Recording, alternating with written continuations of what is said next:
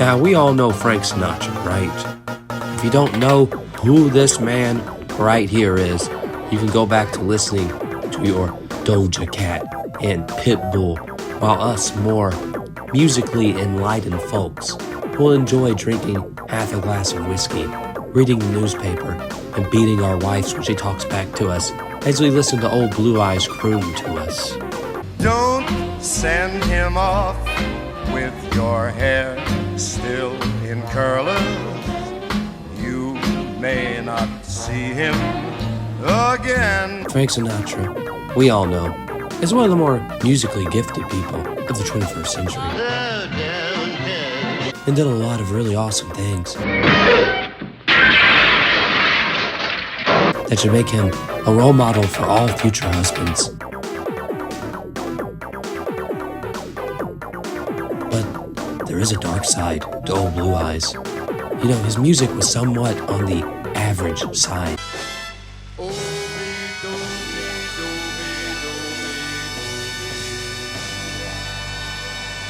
Nothing impressive. A lot of notes anyone could hit, myself included. But lurking under the surface of his music is something that only those with encyclopedic knowledge of Frank's entire catalog could pick up on. MacDonald had a farm, E-I-E-I-O.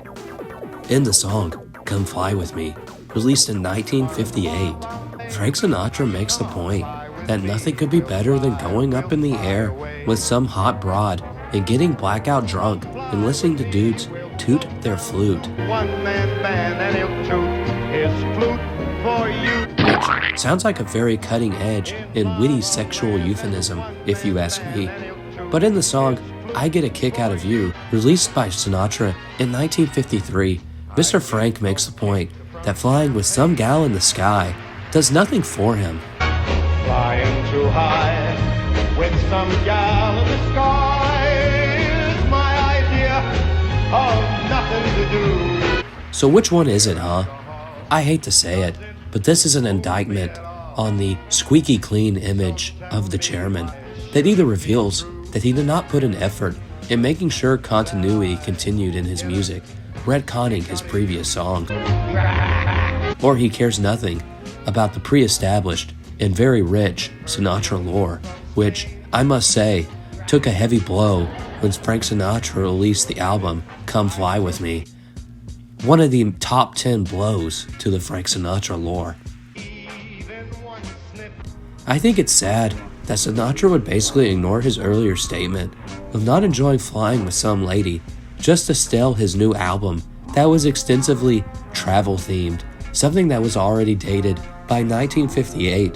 Travel-themed albums were not on the, shall we say, popular side of things in the late 1950s and were more reserved for the 1880s when people only lived to be 35 and did not get to see anything past their little homestead in Iowa. Basically, this showed that Sinatra did not respect his audience's intelligence or their ability to pick up on subtle hints and clues that Frank Sinatra was already suffering from an advanced case of dementia.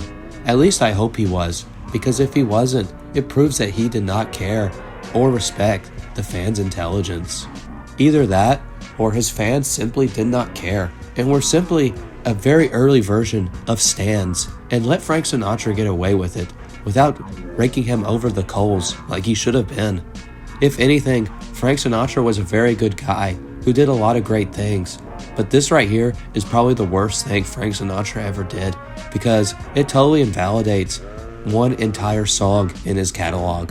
Sinatra was basically just a hack, and I'd rather listen to Doja Cat. Once I get you up there, you're gonna die.